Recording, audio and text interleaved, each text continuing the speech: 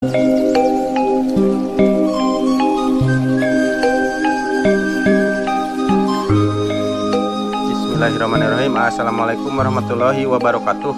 Wal asri innal insana lafi husri illal ladzina amanu wa amilus sholihat. Ini saya Arjeta Pam nih, biasa ini lagi ngontrol sawah dan mau ke kandang yang ada di Panirisan guys, yang punya kita nih di Arjeta Pam yang diparokan ke Pak Didin. Nah, ini posisi lagi lihat tambak ikan guys. Jadi di sini kita dapat ilmunya bahwa yang namanya ikan nila itu ternyata binihnya teh harganya itu 30.000 1 kilo, sedangkan ikan mas 40.000. Nah, info ekonomi guys. Baiklah, ini pada bulan Maret alhamdulillah nih saya mau ngambil parawan sebanyak 4 ekor. Nah, ini nih guys. Nah, alhamdulillah nih. Jantan satu, induk jantan satu, betinanya 3 ekor. Kalau dikatakan ya sama dengan 5 betina lah. Jadi kita mendapatkan 2,5. Kemudian nanti kita biasa dibayar sama uang begitu guys. Kalau misalkan kuma keperluan lah, kadang 600 per ekor atau 700 atau 800 lah, tergantung nanti saja diambilnya kapan begitu guys. Nah, kita wawancara dulu nih sama Pak Didin yang mengurusnya begitu. Jadi alhamdulillah nih Maret ini kita lahiran 4 ekor begitu. Nah, ini yang cilian tehnya yang 3 ekor ternyata ada yang rampung satu. Nih kita wawancara dulu sebentar sama Bapak Didin. Ini Pak Didin, untuk tangga ayeuna teh Januari Maretnya. Kalau Maret itu kelahiran berapa ekor? 3, 4, 1, 2 ada. Jadi sekarang 5 ekornya, 4 ekornya kelahirannya. Alhamdulillah. Bulan lah, genep bulan lah. Anakan. Opat, boga opat, engke urang meuli deui 2 deui jadi genep. Dan di dia kurang eta mah selama ente pikeun kate anakan mah, can anakan maksudnya biasa digaji per bulan. Lamun geus jadi indung tengah deui. Deuk mah. Ya begitu talking-talkingnya guys. Jadi nanti itu kata saya teh saya mau menyimpan lagi 4 ekor lagi daraan gitu. Sebenarnya kalau kedepannya pingin punya berapa? Imajinasi atau hayalan pingin punya berapa ekor? Ya pingin punya banyak. 20 ekor, iya. aing ngaritna sanggup tapi Iya, 20 ekor. di sini mah banyak rumput. Sanggup cenah guys kalau punya pinginnya 20 ekor. Nah, gitu cenah guys, pinginnya mah 20 ekor, tetapi dia belum nyadar itu kalau 20 ekor ngaritnya itu 6 karung satu hari. Bagaimana caranya, sedangkan motor juga nggak punya guys. Masa 6 karung dipanggul satu-satu atau habis, nggak bisa kerja lagi. Jadi saya patokannya begini. Ini juga saya ilmu dapat dari yang lain gitunya, hasil baca begitulah, atau hasil Google atau yang lainnya, bahwa kalau ternak itu gampang di awal. Maksudnya begini, kalau pingin punya 20-30 gampang, tinggal beli begitu guys. Cuman kalau dombanya sudah beli, nah bagaimana cara memberikan pakannya, karena ngarit teh aduh lumayan susah begitu guys. Jadi iramanya itu tidak akan ketemu kalau langsung banyak begitu guys. Andaikan beginilah, kita punya domba langsung misalkan 50 ekor. Nah, bagaimana ngasih pakannya sementara kita nyari kesana kemari kan? Kalau udah kapasitas besar itu wah sangat menyulitkan, apalagi misalkan dibarengin sama hujan atau kitanya sakit atau bagaimana, kan mungkin tidak akan keurus begitu. Jadi ilmunya cuman begini aja lah. Selama kita mau mengurus atau memelihara atau mau beternak, itu yang pertama harus dipikirkan itu adalah pakannya dulu begitu.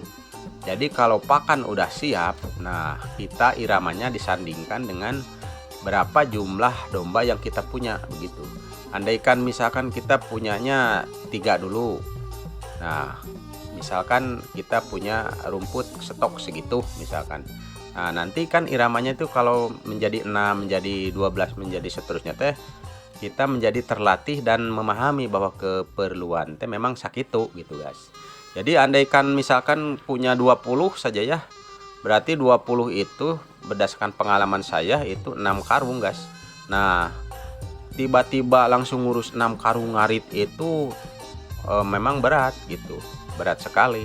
Bisa-bisa seharian nggak kerja lagi. Nah, kalau nggak kerja lagi, kemudian di awal-awal itu bagaimana? Itu kan sehari-harinya mungkin kita harus punya penghasilan yang lain mungkin untuk menyambung hidup, karena ternak itu napasnya ibaratnya ya 1 tahun sekali atau 6 bulan sekali itu baru dapat uangnya, seperti itu guys. Jadi kalau di awal itu misalkan punyanya kecil dulu, nanti ya mungkinlah dapat ritmenya itu jadi nggak berat begitu guys. Nah, sementara saya juga ini kan total teh 25 ekor sama yang ada di sini.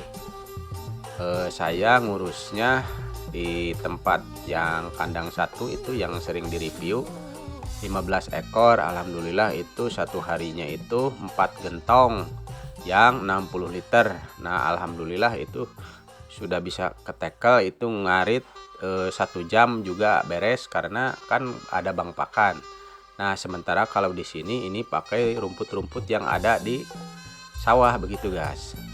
Kalau melihat dari segi kesehatan sama-sama saja gitu guys ya, antara di tempat saya sama di sini alhamdulillah. Cuman bedanya kalau ini yang ngurusnya memang orang lapangan begitu, jadi ngaritnya lebih banyak dan lebih terjamin lah, karena memang orang lapangan, orang yang suka ada di sawah begitu. Jadi yang namanya ngarit teh menjadi biasa begitu guys. Tapi tetap saja kalau dikasih 20 mas saya berani taruhan itu tidak akan keurus untuk satu orang dengan kapasitas dia juga punya pekerjaan yang lain gitu guys.